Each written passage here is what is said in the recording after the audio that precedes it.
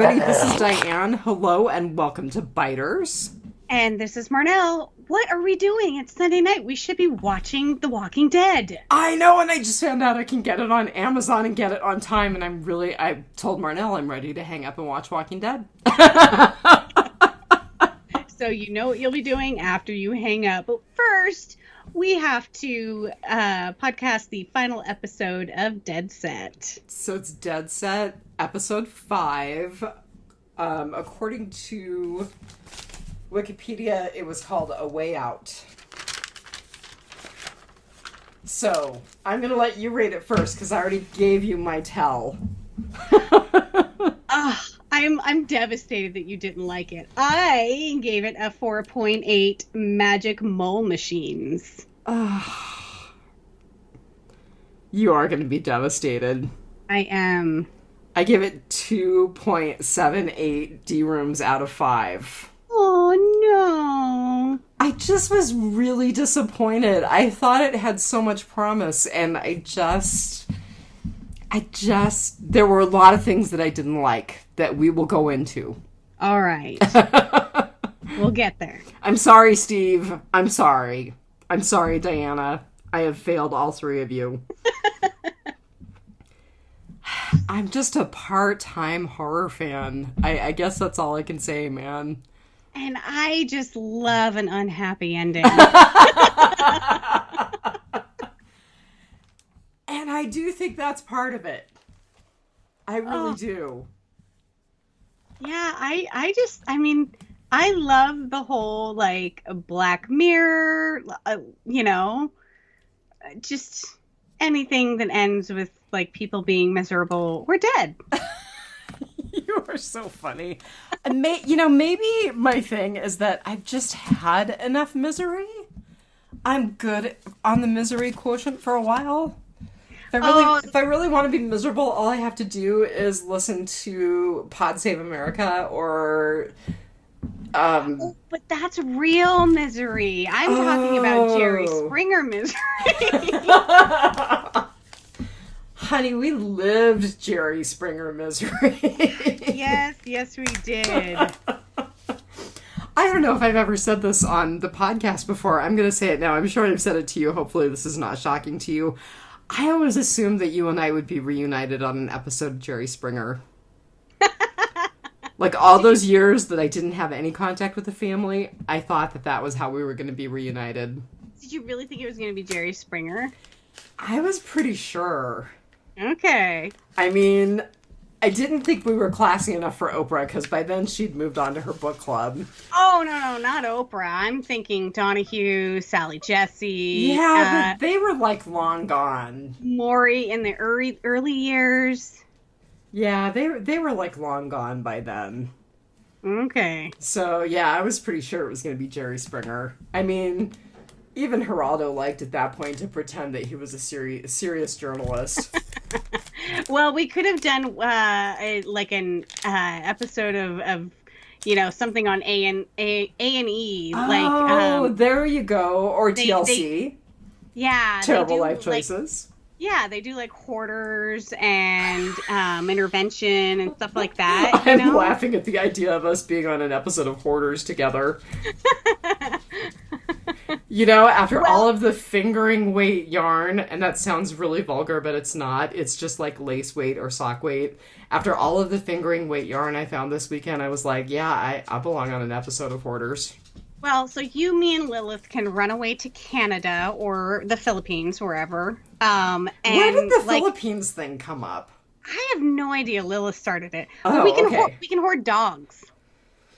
Well, I have certainly had phases in my life where I have done that. I am not going to lie about that. Yes, but we loved them all. We do. We absolutely do. All right. So, I have limited numbers. There were 705,000 viewers for the final episode. That's decent. Yeah, I mean, it's been progressively trending down. I think we had a brief uptick on one of the episodes, maybe last week's. Well, last week's. episode 4, the one that we reviewed last week. But generally speaking, they've been trending down. Yeah. Which, you know, I mean, that's fair. It's still not terrible numbers, I agree.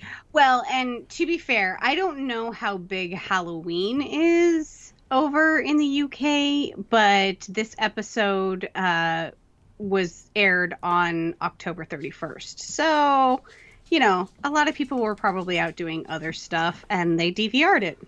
So, Victoria, if you're still listening, help us out. How big is Halloween in the UK? Is it crazy like it is here in the US? I mean, it won't be this year because COVID, but, you know, usually it's kind of a nutty holiday here. So, actually, what I am doing, because I love Halloween, of course, what I am doing this year is I bought 5 funny hats. And I will be wearing them on our Zoom meetings at work, Monday through Friday, the week of Halloween. I'm getting my tattoo cover-up finished on Halloween.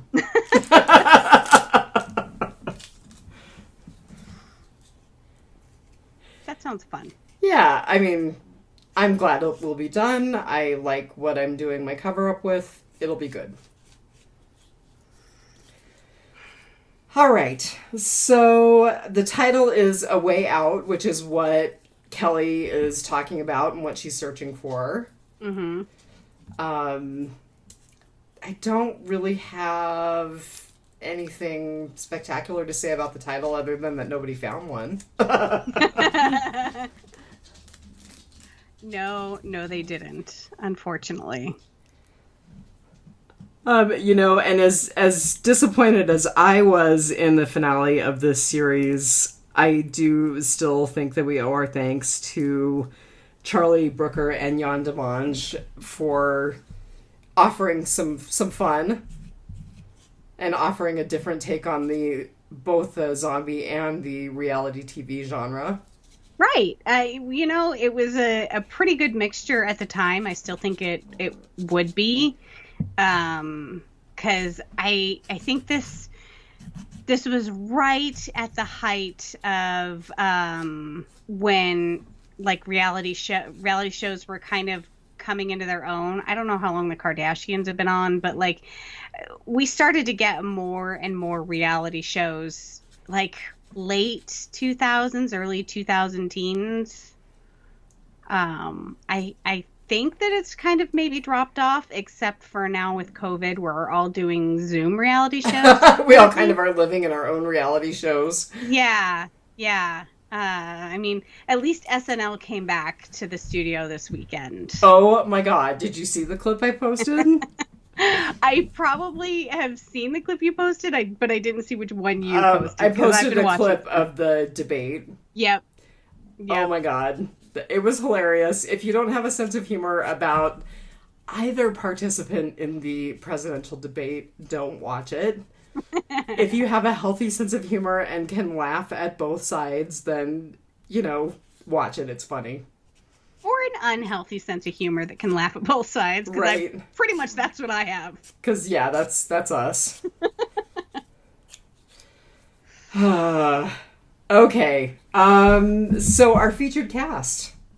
Our featured cast member is Adam Deacon, who played Space. And one of the reasons why I've actually been wanting to do him for a couple of episodes, because he reminds me of a couple of actual characters that were on the Big Brother house in the UK. And the one I'm thinking of specifically was on way, way later than this. And it's so funny that life imitated art, because they kind of always have kind of a guy kind of like Space. And the one that I'm thinking of was Dappy.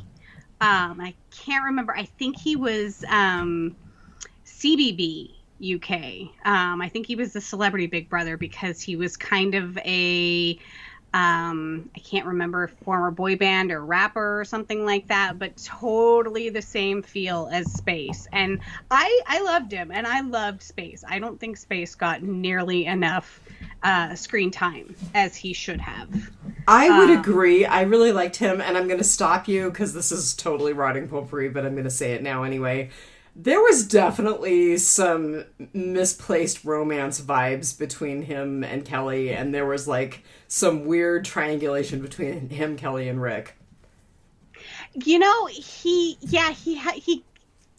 Rick and he kind of gave off the same vibe. They were kind of like, you know, cool guys, and they were both very chivalrous. If you kind of took note that, you know, Rick was, you know, rushing to find Kelly, his girlfriend, and that's kind of how Space died, was he kind of rushed off to find Pippa. But I kind of got the feeling that Space had a thing going for Kelly. But he had a thing with Pippa too. He was sitting there holding her hand, and he was very concerned about where she ran off to. And then when he saw her dead, it was just awful. But so yeah, I think they kind of gave off a similar vibe when you compare it to any of the other guys in the show. But so Adam Deacon played Space. And like his character Space, he has had a couple of rap albums. He's written, starred, directed. He's been on both stage and screen. But one of the things that I do want to talk about more than his film career is what he has gone through. Well, I'm glad that you brought that up, because that was the thing that really struck me. So... Yes. So The Guardian did a really good piece, and it's actually his pinned tweet on his Twitter, which is Real Adam Deacon. Unfortunately, he has been banned from Instagram for life. So yeah, that, and actually surprised he's not banned from Twitter, because in 2015 he kind of had a falling out with someone that he worked with, Carl Noel. With a writer. Noel Clark. Yeah, Noel Clark. Yeah. He played Mickey in Doctor Who. That was the David Tennant years. And they did some films together, and Adam Deacon, so he won the BAFTA for Rising Star in 2012. And he won it over guys like Tom Hiddleston. Oh, wow. And so he kind of like hit fame, you know, pretty hard at that point, and he was a big rising star. Well, he kind of suffered from some mental health issues left over from childhood, or that were caused by his childhood, and he was self-medicating with marijuana. Well, and it sounds like he was ultimately diagnosed as bipolar. Yes. So... I totally fine with marijuana, but you should not self-medicate if you have a mental health issue. And so he actually became very, very paranoid that Noel Clark was kind of out to hamstring his career. And he unfortunately started threatening his life over Twitter and encouraging his fans to threaten Noel Clark over Twitter. Oh, and is that why he's off of Instagram forever? So, well, he was doing it over Twitter. So it's weird that because Facebook and Instagram are owned by by Facebook, basically. Twitter is separate. So you'd think he'd be banned from Twitter, but he's on Facebook, but not Instagram. It's just this weird, I think the Instagram thing was kind of recent. He still struggles with his mental health issues today, and it's he's very open about it, which I appreciate. There was a great interview with him and Stephen Fry, another British actor who suffers from bipolar. Oh, I didn't know Stephen Fry was bipolar. Yes. And he's very open and upfront about it. And he's talked about, times that he's thought about suicide and his lowest points and things like that. And so BBC News did a piece on them. It's about 12 minutes long. You can find it on YouTube. If you think about it, please link it. Okay. That'd be really great. And The Guardian actually did a really good piece in 2017 with Adam Deacon, and it kind of went through kind of his side of the story. He doesn't he totally admits that, you know, he did this thing and it was wrong. And, you know, he has since gotten help for his he got a diagnosis. I mean, they diagnosed him with bipolar, and he was medicated for a while, but he did go off of his medication because he didn't like the side effects. And so he tries to deal with his mental health in a more positive way rather than self-medicating. He bought a bull terrier. So he takes his dog for walks. He hangs out with friends. He started cooking.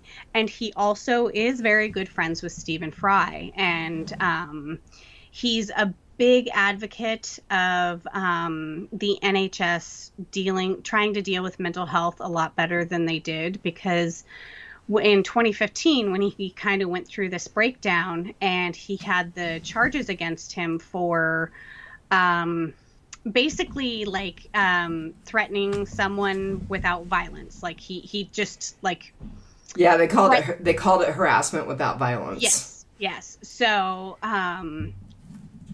he was hospitalized during that time, but he felt that he was released too quickly. He said that the doctors said that he showed improvement and they released him, and he doesn't think that he got the appropriate or enough treatment. And so he's very outspoken about, you know, we need to deal with these things better. Which led to him sort of relapsing. And there was one night where he was in his house and a neighbor came over and he thought that it was an intruder. And so he chased the neighbor down the street with a replica sword.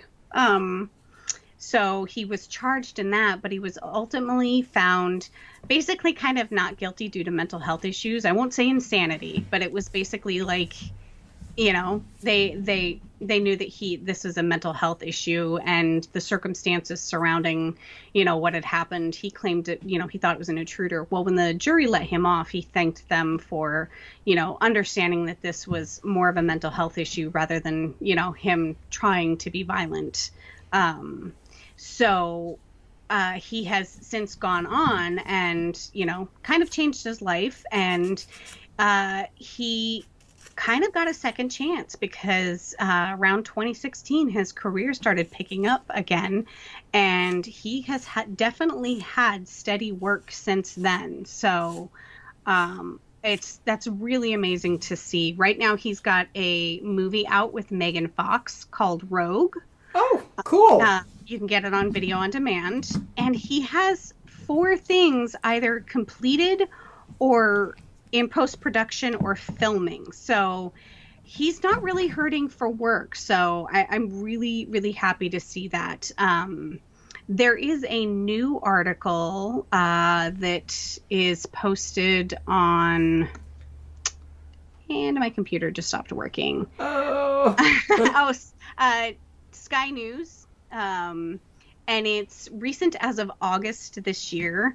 And it talks about Adam lost a friend to COVID-19. Oh. And like a lot of people with mental health issues, he's struggling a lot with the lockdown.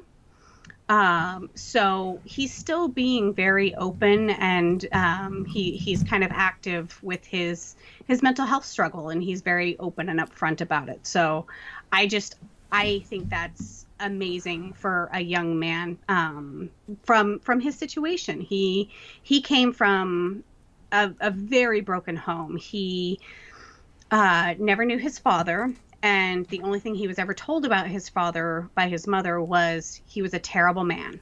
Oh, that is so sad. I saw that his father abandoned the family when he was really young, but I didn't see that part of it. So Adam Deacon also left. He dropped out of high school, what we would call high school, and left home to sort of pursue his acting and rap career.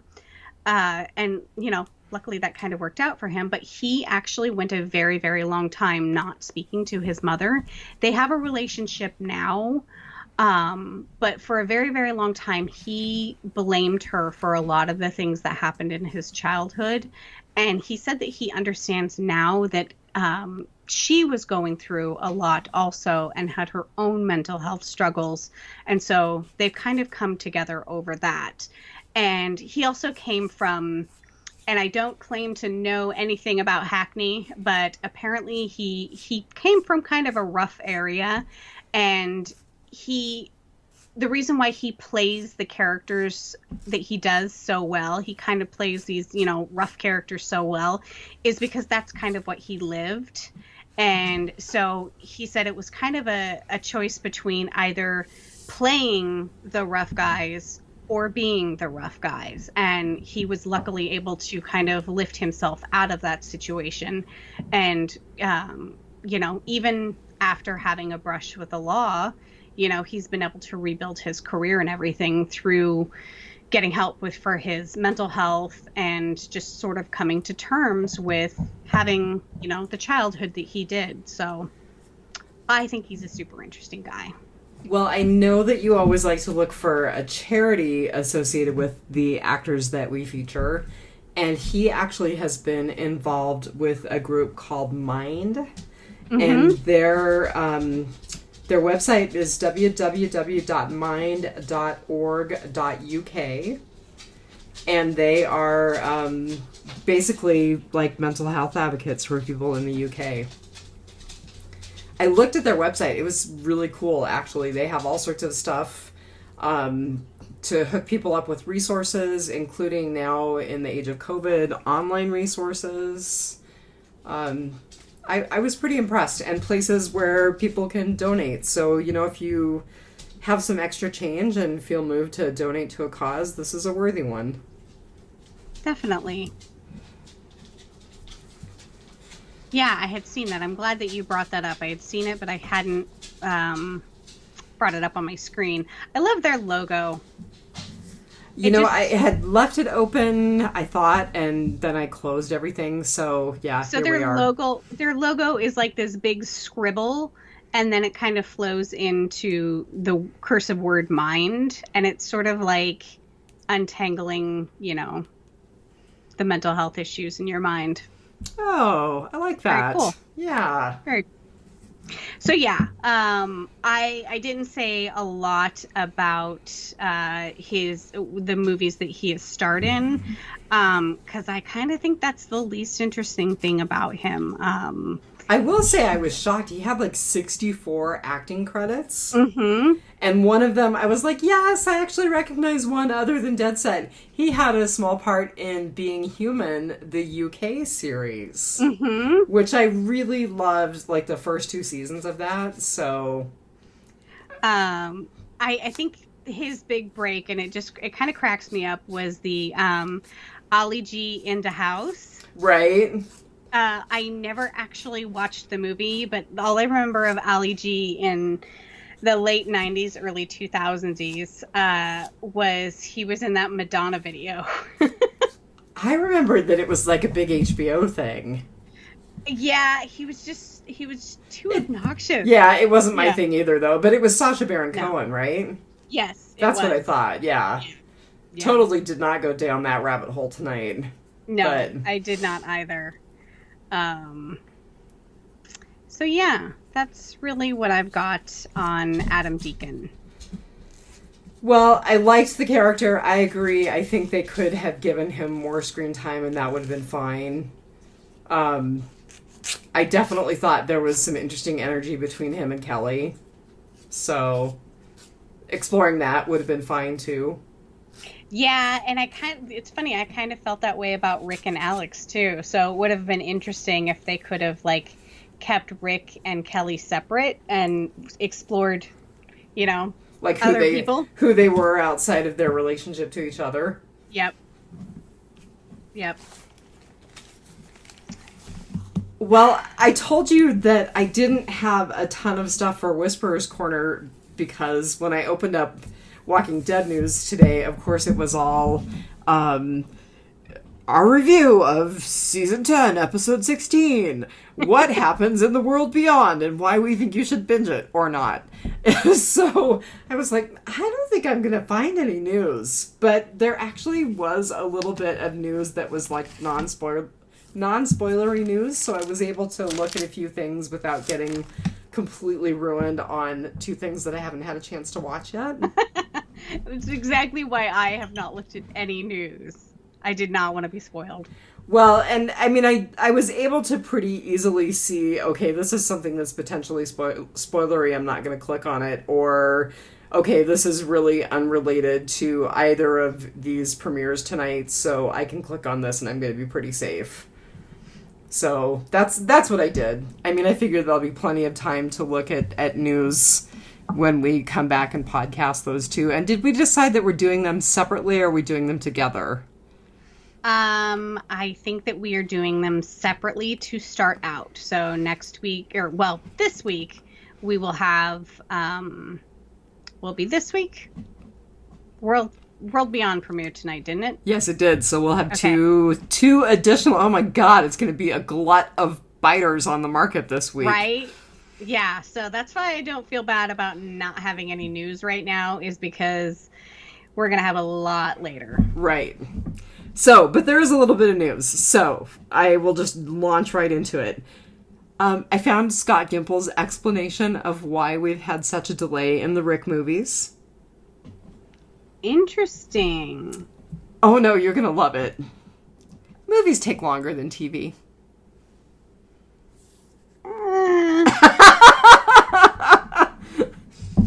I have to keep saying to myself, he gave us season 4, he gave us season 4, he gave us season 4. I mean, how long does it take to film the entire season of The Walking Dead? It takes months, which is kind of what I think that movies take.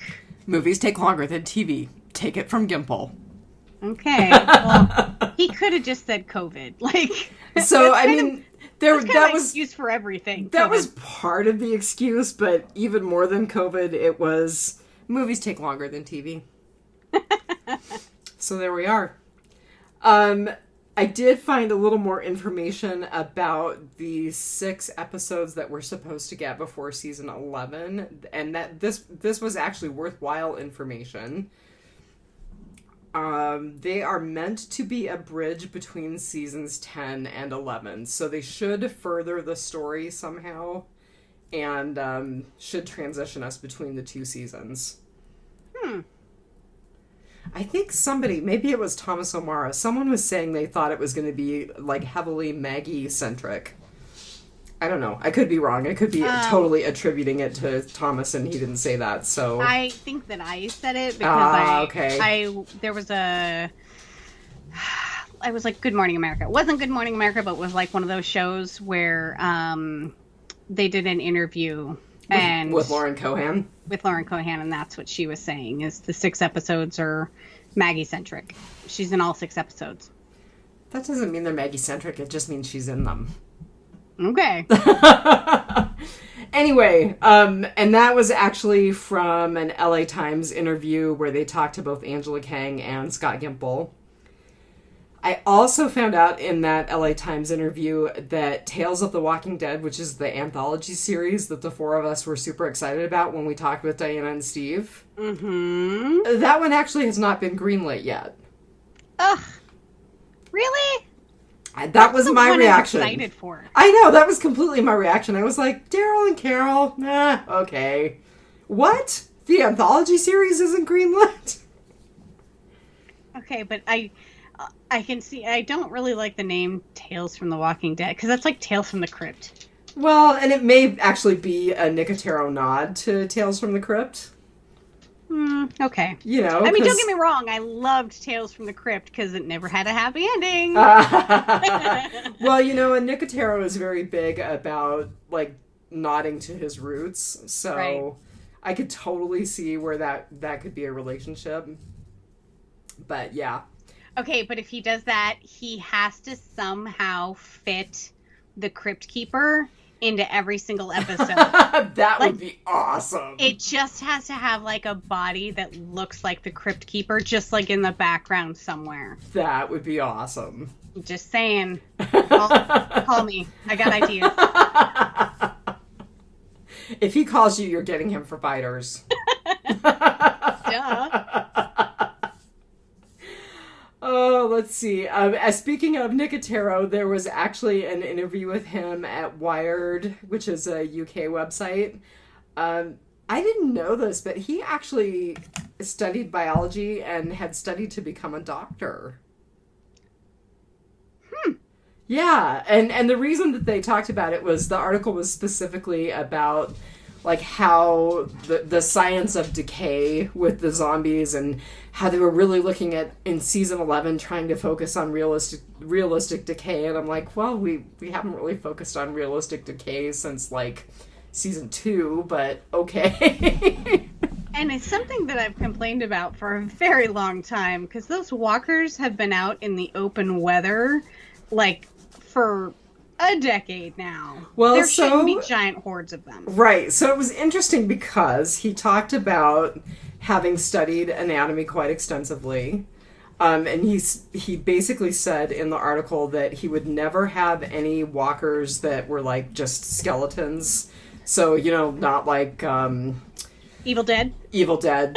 Yeah, that's exactly where my brain was going. That they would always have to be animated by something not supernatural in that way, that there would always have to be tissue and tendons and something that made the locomotion more realistic.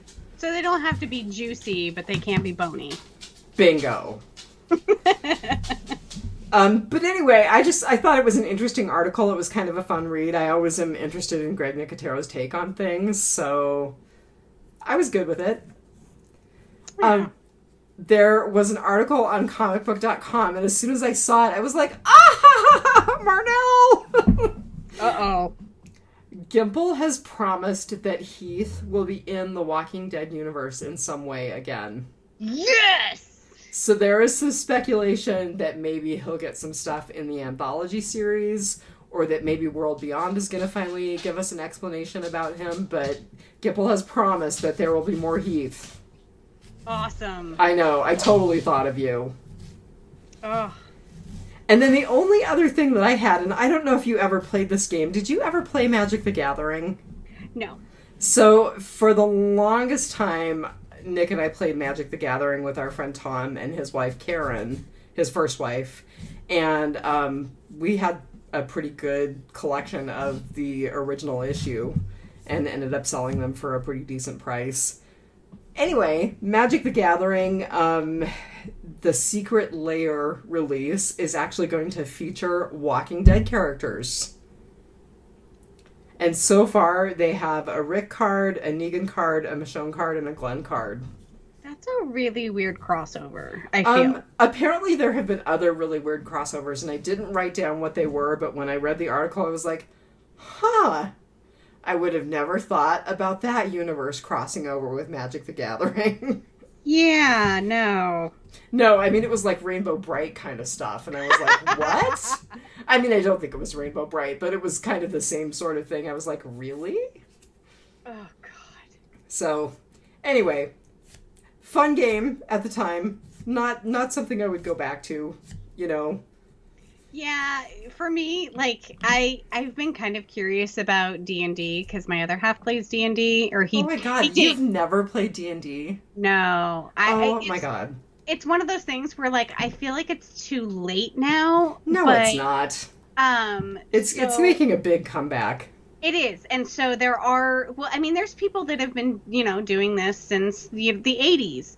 And they've had, like, the same group of, like, 5 or 6 people since then. Like, it's just weird to jump in, 2 decades later or whatever. No, it's not. Get over it and play the game. But so there's an online, and I can't remember what it's called, but there's basically an online kind of where you can where someone can structure a game and everyone can play it online. And so we were looking to get a bunch of newbies together with the other half, who of course would be the dungeon master because he knows all the crap about it. And so it would be a bunch of newbies playing and learning at the same time. So, yeah. I think if I was going to... I'm not against it. It's just the whole, like, I feel like I'm way too late. Oh, no. It's fun. It's totally worth it. I honestly think if I was going to jump back into it, and now we're totally in Housewives housekeeping, but if I was going to jump back into a role-playing game at this point, it would be Call of Cthulhu, which Steve and I talked about briefly when we were talking about Lovecraft Country, because that was a fun game.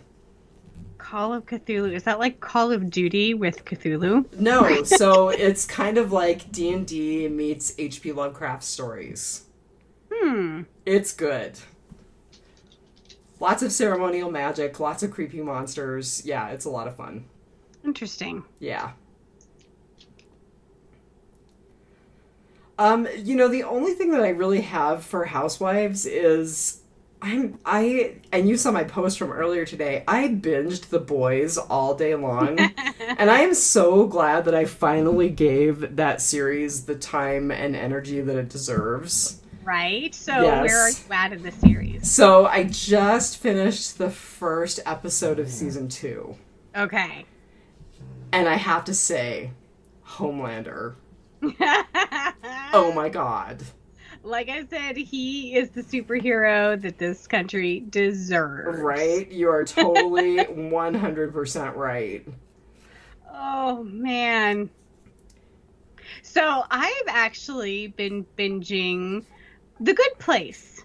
Oh, I tried to watch that, and I know that people really love it. It may be, again, just one of those things that just didn't hit me at the right time, and if I go back and try to watch it, I'll really like it. So all 4 seasons are on Netflix right now, which is where I'm watching it. And I think, unfortunately, COVID put the nail in that coffin. Because the last episode that aired was late January of this year. And I think it was kind of on the cusp of being canceled. But I thought think it was a planned finish. Maybe it was just one more season.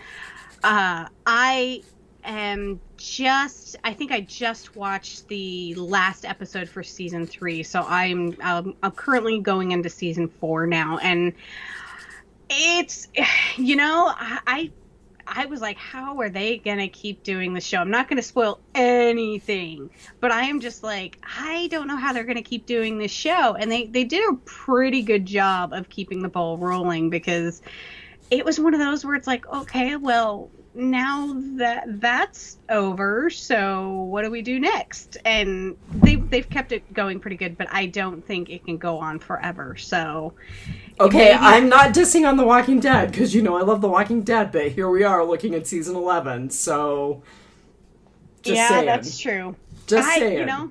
I remember way back in season 8, I was like, probably 1, maybe 2 more seasons. I think it's going to end up being the Star Trek of our generation. Yeah, and I'm okay with that. They could reboot it with a whole different set of people in a different place, and, I'm totally fine with that. By the way, the online D&D thing is called Roll20. Okay, that makes sense, because it's 20-sided die that you play with. Yeah. Okay. Anyway, back to Walking Dead. Or back to Dead Set. I was going to say back to Dead Set.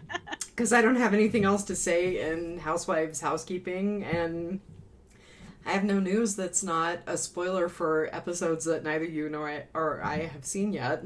Right. Except to say, again, as I said at the opening, if you are like us and you don't get Walking Dead via cable, I just found out if you have Amazon Prime, you can add AMC Plus and actually get the episodes on Sunday, just like the rest of the world that doesn't have the AMC Premiere service. And I think that's... I've mentioned, because my cable provider, my old cable provider, because I cut my cord, does not buy into the AMC channel universe that I was... And they're my internet provider also. It was actually blocked for me. I wasn't able to get the Premiere service. Yeah. And so I was like, and now I have Sling, and I was looking at getting AMC through Sling, but now I'll probably get it through Amazon Prime. You said it was $8.99? $8.99 a month, and you get a 7-day free trial. So you can decide whether or not you really want to do it that way versus Sling. But I was pretty tickled to see that both season 10 and the World Beyond premiere were both available and ready for me to watch already. That's very cool. Yeah. Well, so goods, bads, and uglies. Shall I go first? I think you went first last time, so I think Okay. I'm going to go first this time. Go right ahead. So I actually had two goods, which is kind of funny considering that I rated it so low. They're relatively small goods, but they're mine, so I'm taking them. Pippa as a zombie. Just like Davina, Pippa was meant to play a zombie. Oh my gosh, she was a great zombie. I loved her. She was completely horrifying. The girl who played her did a great job. It was perfect. She did, and I didn't even think doing Pippa as the girl who plays Pippa as a featured cast member. But she is kind of a good actress. She can't be like Pippa in real life, so she's a good actress. She was really funny. I mean, I don't like it. We'll probably have to use that from time to time. I don't like it. Her and her northern accent. Right. Shouldn't have put him in the bathroom. I have to wee. She was good. And man, I do have to say, this isn't my rotting potpourri, but I thought I could run in heels. I can run in heels, but dang, Pippa. I cannot run in heels. I can barely make it down my stairs in one piece, so... It takes a lot of focus, I will tell you that. It's sort of like I'm a better driver when I'm driving really fast because I'm paying attention. Oh yeah, you're a better driver when you're taking the corner on two wheels. Right? Oh. You're not driving my Jeep. Because it was a Jeep that I put on two wheels. It's so easy. I'm hoping that's not true. I'm really hoping that's not true. Yeah, so my Jeep, like I said, it's not lifted, but the springs are turned around, so it looks lifted. I think yours is fine, because I think yours is lower to the ground. It's pretty low to the ground. Yeah. I mean, I think it'll get fine clearance for the winter, but it's pretty low to the ground. Yeah. So... All right, my other good, and then I will let you have yours, was Patrick's gruesome death. I love that he was screaming at the zombies to eat him the whole time. And how he talked about having bowels full. Full! Because you could totally visualize that, right? Yeah, no, I thought that, he enjoyed his death far too much. I really wanted him to die screaming, horrifically, not go ahead and eat me! I mean, it was a horrible, protracted death. It was. He faced it like a trooper. I was going to say faced it like a man, but I'm not liking men very much these days, so no. Faced it like a trooper. And so he was torn apart. He didn't get the chance to reanimate. He is just a bloody lump of flesh on the ground now. Everyone else is kind of walking around with those creepy blue eyes, and Patrick's just gone. Okay, speaking of reanimation, though, because I was like, now, is this going to go by the Walking Dead rules? This is rotting potpourri. It doesn't, because Rick didn't reanimate.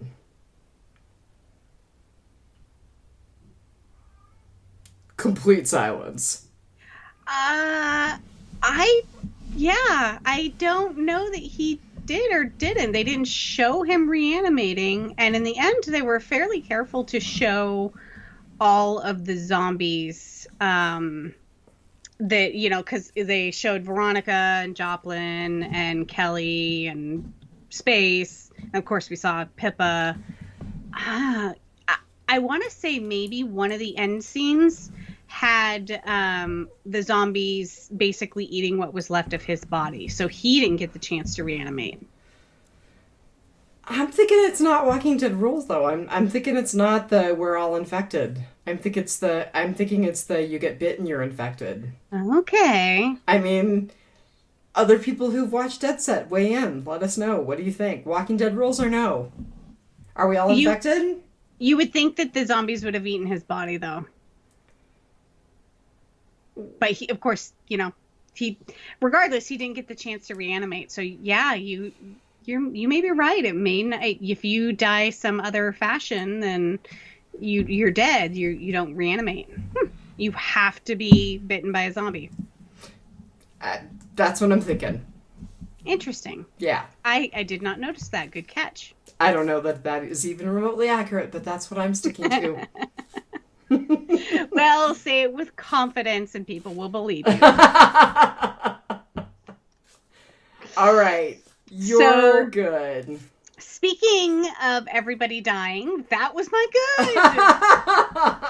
good. You're so morbid. I am terrible, but I don't know. It just it's realistic, I'm sure not everybody in the world died. I'm sure there were survivors someplace else in the world, but I don't know. There sure weren't any at the end of the series. I didn't see a single thing that looked living. So that's the thing with very quick moving viral outbreaks like this. I don't understand how it would jump continents. So, because I guess maybe you could go plane to Busan, well, that's kind of what I was thinking. Yeah, honestly. Maybe there was an outbreak on a plane, only you can't actually get to the captain and the co-pilot, or the pilot and the co-pilot. And so they were able to land planes in countries that weren't infected. And of course, then you open the doors of the plane and yeah. That's kind of what I was thinking. So yeah, so for me, it was real that everybody died, because we always watch zombie movies where a lot of people die, but you kind of have this core group, and maybe one of the main characters dies, but you still have your kind of people that you're rooting for that survive. And I'm just that's not really realistic, especially because it was one dude that was the downfall. I mean, everybody else was like, we have solar panels, we have fresh water, chill out, dude, And we talked about it last episode where it's when do you stop waiting for rescue? And I think we did decide that it was way too early to stop. It was way too early. It's been 2-3 days max. Yeah. So if you've still got food and water and especially power, yeah, they should have hobbled Patrick. Should have left the gag in his mouth. But no, so everybody dies, and I loved the end scenes where they flashed on. It was almost like the whole statement on society of there were zombies watching other zombies, on television. Oh my God, that's hilarious. And people just stumbling around like zombies. And so it was kind of a statement on how we are now. We're all just stumbling around, staring at our screens. So I loved that. That was an early statement because it was 2008? Yeah, but we were already obsessed with our screens. Yeah, we're just more obsessed now. Yeah. Well, you're going to laugh at me because your good was my bad. And your good was my bad. So I've got to tell you that I have just realized that I like my zombies with a side of hope. I mean, spoiler alert, so the Walking Dead comic book series actually ends on a little bit of a hopeful note. Yeah, I like my zombies with a side of hope. And there was no hope to be found in the end of this series. Nope, there was not. There was the sort of glimmer of hope, but it was quickly quashed. Because you had Space making it to the room and being able to put the shutters down, and he had run off to find Pippa, and that was just kind of a nice thing to do. And Kelly fought her way into that diary room, but there was no escape for anybody. No, it was terrible.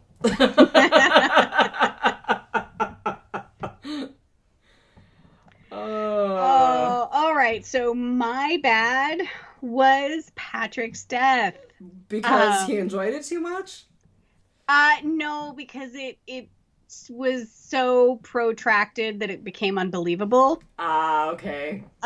So I'm totally on board with the whole they're ripping him open and like basically gutting him alive. But when he got torn in half and he was still screaming at them, I'm like, okay, now this took me out of it. They had to decapitate him before he actually died. And I'm like, blood loss would have been so severe that, he was gone long before that. So it kind of I took like me my zombies with a side of hope, and you like them with a dash of realism. Exactly. All Don't get me wrong. I absolutely loved the gore and the fact that he was torn in half. Like, I loved all that, but like, he shouldn't have been alive while he was, after being torn in half. That's all I'm saying. So that was my bad. Nah, I think you're probably right. I think from a realistic bloodletting point of view, yeah, he would have exsanguinated long before. Yeah. Yep. So what was your ugly? My ugly was a bad ugly. And hold on, let me get my trifocals out. It really was the dark cinematography, not dark as in morbid, dark as in dark, I can't see what's going on, and truly the shaky cam. So I've been pretty tolerant of the shaky cam for most of this series, because it isn't my favorite way to film things. I was never a Blair Witch fan, but it was okay up until this episode. The combination of the darkness and the shaky cam, I was like, I'm just having a hard time following things. I'm having a hard time seeing which character they are flashing on as a zombie because I can't really see that well. Again, I did just get my eyes checked, so that's not the issue. But yeah, that I struggled with that in this last episode. That's entirely understandable. I actually have a friend who gets motion sickness on movies or TV with shaky cam. So I got some friends who have trouble that way too. Yeah, and I mean, we always complain about the darkness of television shows and movies, especially Game of Thrones, Walking Dead. Yeah. Walking Dead's gotten really bad about it, and I'm hoping it'll be interesting to see how Fear handles it. It'll be interesting to see how World Beyond handles it. I mean, it's such an old lady thing to be gripey about, but it really detracted from the end of the series for me. I think that they tried to shoot things like it's going to be in a theater, and they don't take into account that, we're watching this on the quote unquote small screen. I mean, some of us have, I'm not saying I have. Some of us have like super tricked out OLED, 70-inch TVs, and some of us don't, like some of us still rock the 65-inch TV from Costco they bought like 6 years ago. Mine's not that old, but it's a 65-inch TV, and I'm quite happy with it. Oh, I mean, I'm totally happy with mine. I am definitely eyeing the super fantastic ones at Costco now, though. I'm like, I just looked at my Amazon account balance tonight, and I was like, nope, I think I need to recover from the divorce before I do any more big expenditures. Yeah, I was. But I'm still not regretting the Roomba a bit, because when that thing goes, oh my god, when it plugs in and uploads its little load of dog hair into its little disposal chamber, I'm like, that's not something I have to do. So if only I could get it to empty the cat box too. Your cat hated that automatic. Oh my god, that was a waste of $100. Ugh. So funny. I was actually looking at Roombas at Costco yesterday. If you're gonna spend the money, get the one that's got the disposal tower. It Tower. did. I'm telling you. It did. I'm like, God, $800. The other half was like super excited because Dysons were going on sale, and my little Dyson hand vac is dying. It only keeps a charge for like 2 minutes now, and he's like, "Oh, they're like $80 off or something." I'm like, "Yeah, $80 off of 500." He's like, "They're not that expensive," and I'm like, "Mm-hmm," and they were like $4.99 or something. So I'm like, "Dude, buy the Roomba." Exactly. This episode brought to you by Roomba.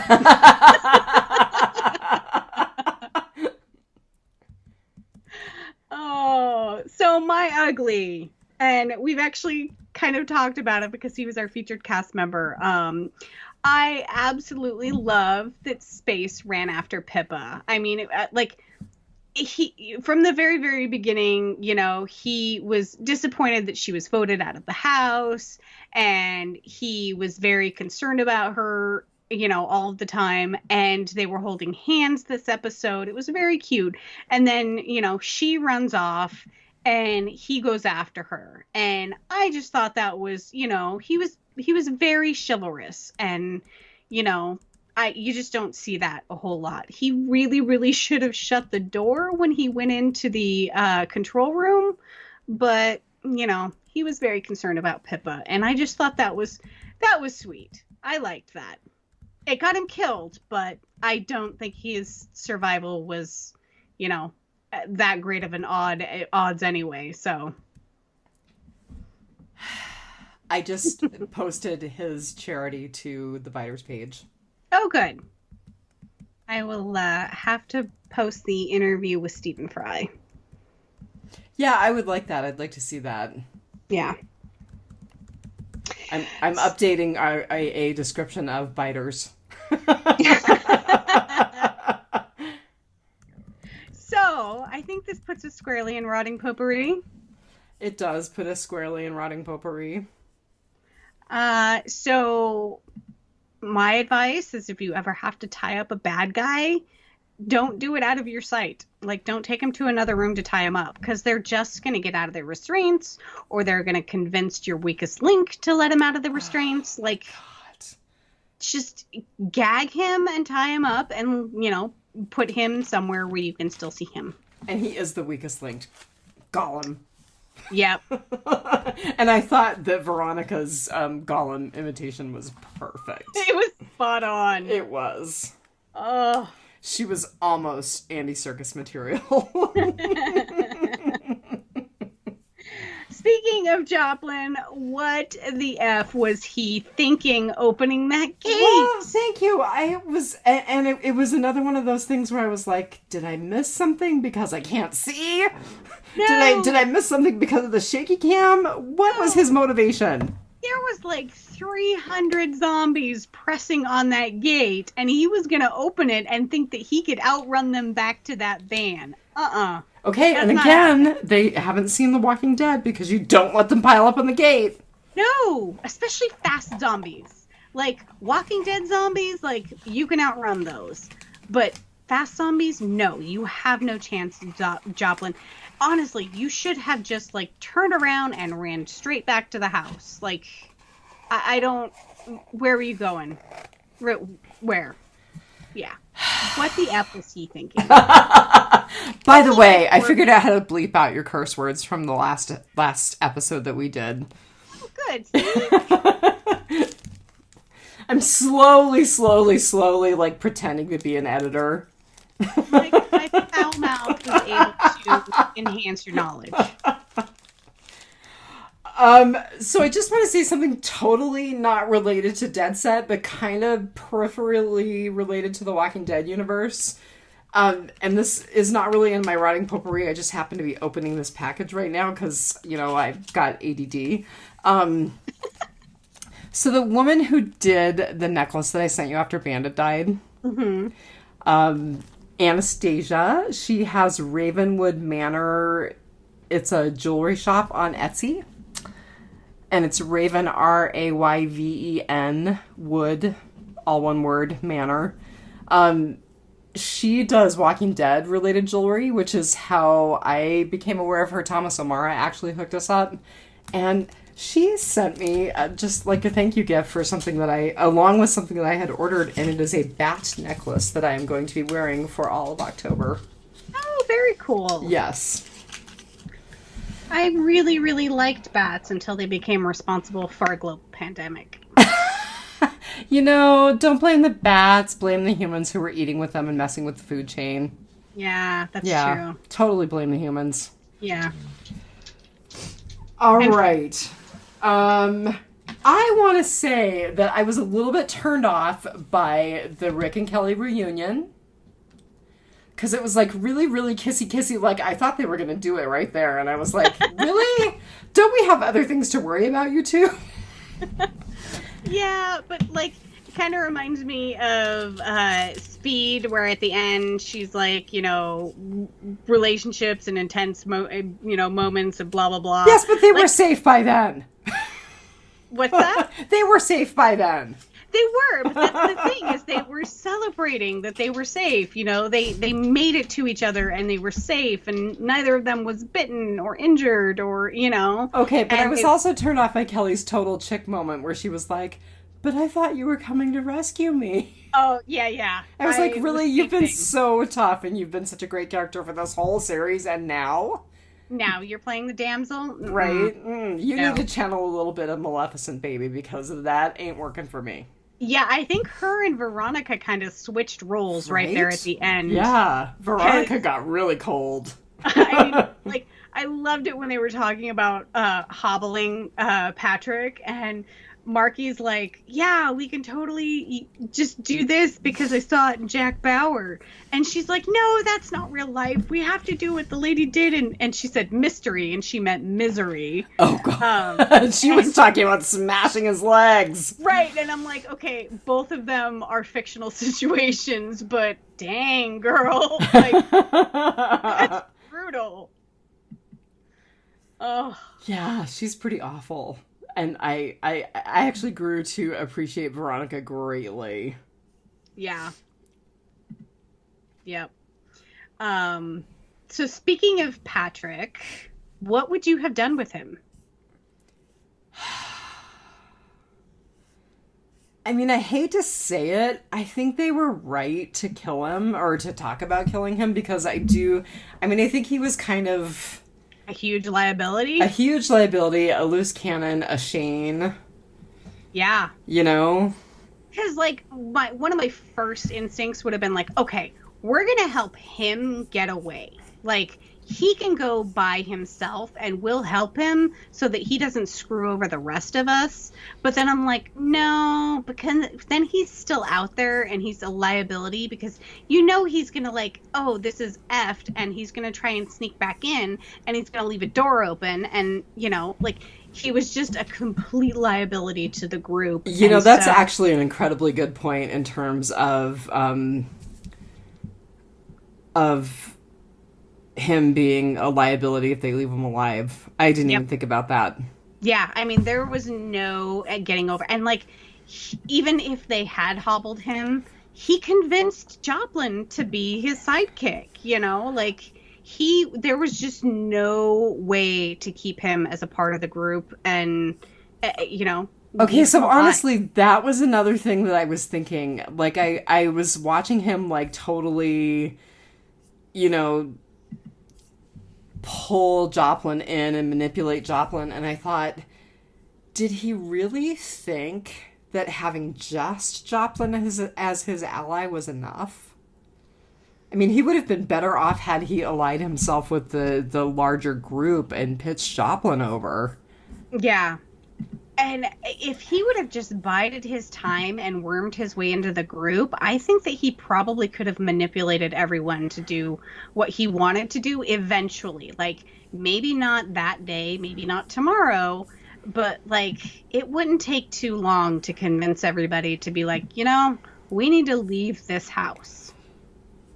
Right? Like, he's so used to getting what he wants when he snaps his fingers, so... I just think, you know, I mean, I agree that I agree with the people who argued that there was really no way out. I mean, I don't see how they were going to get past that ginormous herd of zombies at the gates. The only thing I can think of is the whole distracting the zombies to come around to the front gate and then try and sneak away back to the river. I loved the reference to, God, was it Perry Como? Tony Curtis. Tony Curtis. Yes, yeah. God, that was so funny. Oh. Yeah, as much as I hated the guy, Patrick, like, he had some great lines, and his rants were pretty epic. Oh, yeah, no, I mean, he was a horrible person, like the person that the character was, but no, it was a well-written character, and the actor was really funny. Okay, so if you had to be stuck in the Big Brother house with only one other guy, and it was Grayson. it was only between Joplin and Patrick. Oh my God, it would be Patrick, because Joplin was a worm. Yes! Yeah. Oh, he was just too creepy. Yeah. In fact, he kind of reminded me, speaking of characters from Lord of the Rings, I'm going to totally not get the name of the king right, but the king had a counselor who was like Wormtongue or something like that. Yeah, totally reminded me of that character. You're right. Yeah. Oh, that's funny. Yeah, no, those would not be my choice last two, but if you had to choose between the last two, it would definitely be Patrick. Like, he's a horrendous person, but I would never be able to sleep in the same house as Joplin. Nope. Oh, man. I can't believe you didn't like that everyone died. I know, right? But, you know, like I said, I gotta have a little bit of hope. Although the funny thing is, well, I mean, maybe there's a little bit of hope in the boys right now, because I still think there's a chance that Huey and Annie are going to turn out to save us all and be the heroes that we really think we deserve. But, you know, I like things with a side of hope, at least right now. Although definitely, I think probably we're going to end up getting Stillwell and Homelander. I think that's really what we're going to end up getting. We're not going to get Annie and Huey. And if you don't know what I'm talking about, please give the boys the chance that I didn't for the longest time, because it's amazing. Isn't it like the highest rated Amazon release? That wouldn't surprise me. That would not surprise me at all, because it is really good. Yeah, somebody was just posting about it on Twitter the other day. So, back to Dead Set real quick. When they were going out of the house, when Patrick was dragging Kelly along and had her pinned with a gun and was using her as a hostage, all I kept thinking was, they are so noisy. That is a terrible way to avoid getting eaten to avoid being eaten in the zombie apocalypse. They're so noisy. Yeah. Yeah, but I mean, it's not like the zombies were the type that once you're out of their sight that they stop trying to like push on the gates. Like, they don't just forget and wander away. Yeah, I mean, it's not like they are the ones that are just activated by noise or light or right. But it was distressing to me how noisy they were, and maybe it's because I've lived in the Walking Dead universe for so long. Yeah, we kind of go by their rules. Yeah. Yeah.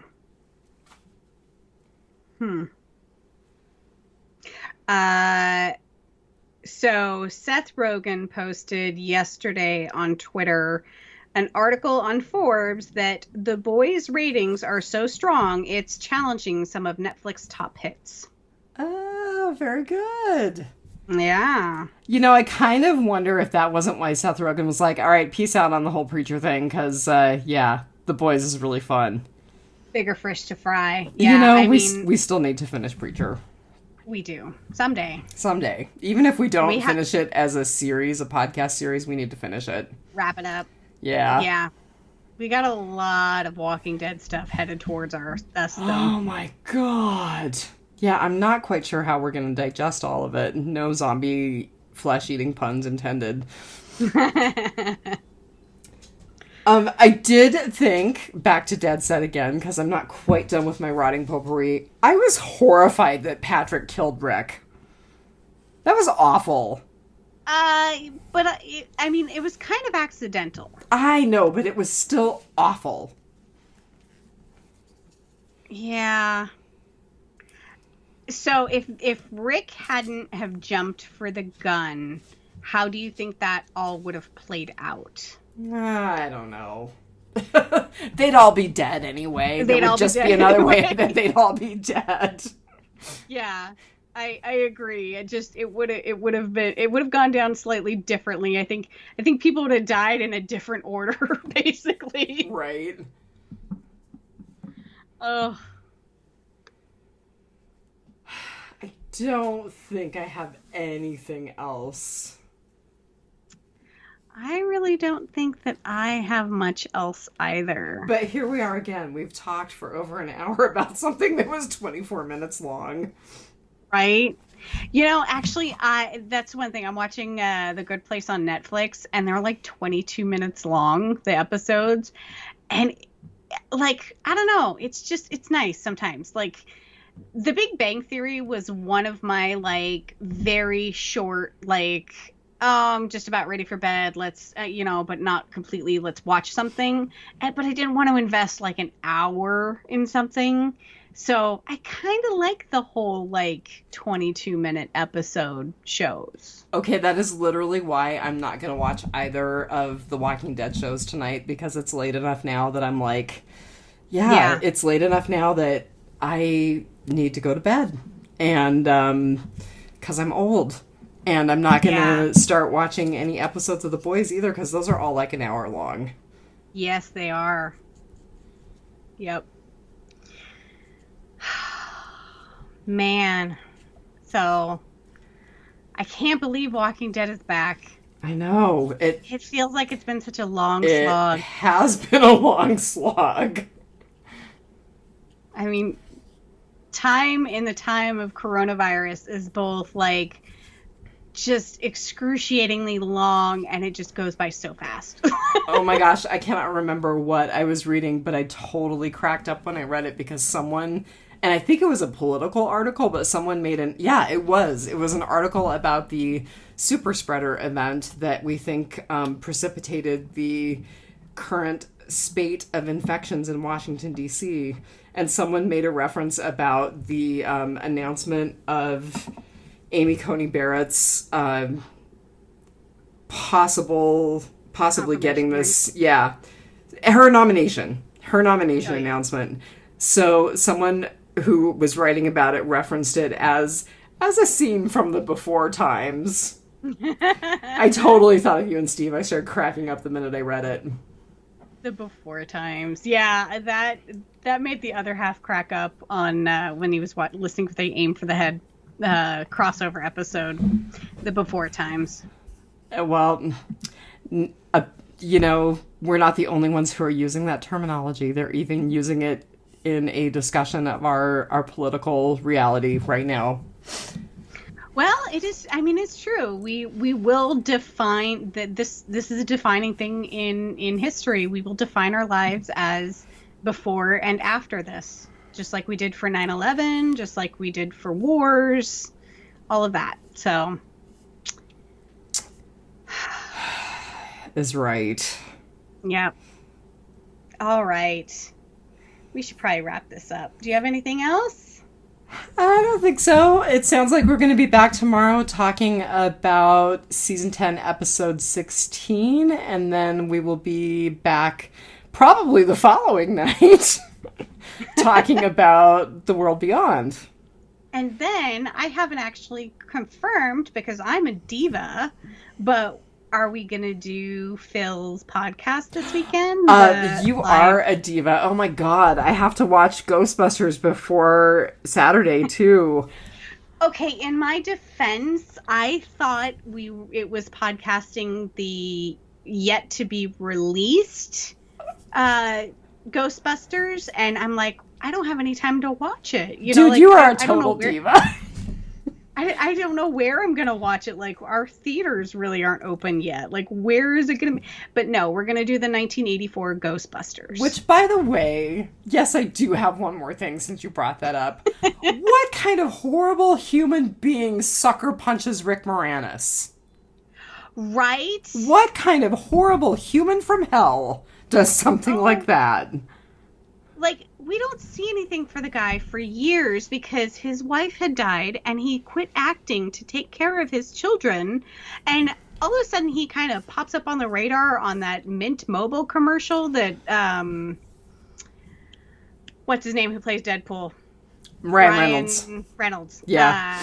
He does, like, and he has Rick Moranis, and all of a sudden, like, so Rick Moranis is in the spotlight again, and all of a sudden somebody, like, just sucker punches him on the middle of the street in New York City.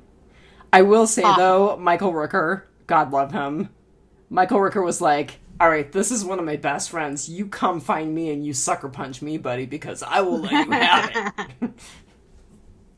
Oh, that's funny. Yeah, no, Rooker posted a couple of pretty fierce tweets about, yeah, you just come and find me, buddy. Yeah, I screenshotted that article and sent it to a group text the other day. I was like, really? Thanks, 2020. 2020 is just a dumpster fire. Inside of a train wreck, inside of something else. Right. Thank you, Jake Tapper. Yeah, I literally just bust out laughing because I was watching the whole thing live, and when Jake Tapper said that, I just lost it. Yeah. So funny. Oh, I posted something on my personal Facebook page that you should watch that Jake Tapper was responsible for today that would probably offend some of our more conservative friends and family, but I thought it was really quite good, so you should seek it out.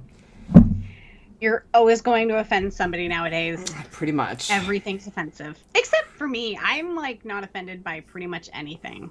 Like, yeah. Cold and dead inside. Join the club. We'll meet this weekend at yet to be released time, but probably live on Phil's YouTube channel.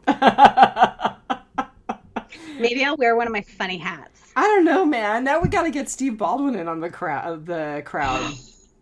Oh, we totally do. I'll have to send Phil a message. Yep. Because and I will confirm. The diva will confirm. Good. I'm gonna totally do that right now. I'm totally sending Phil a message because, yeah. Okay, now we have so much fun on those podcasts too. On Phil's podcast when we review movies, and we do it live. You can watch the live stream on YouTube. There's no bleeping of my swear words. Yeah, nobody swears. I think we've sworn before. We are really off in the weeds now. God. I can't see Lilith not swearing for like an entire hour. All right. We should wrap this up and let everybody go because they're probably consuming Walking Dead material while they listen to this and not paying attention anyway. So I should have cut the last 15 minutes off, but I'm a lazy editor, so I'm not going to. So here we are. All right.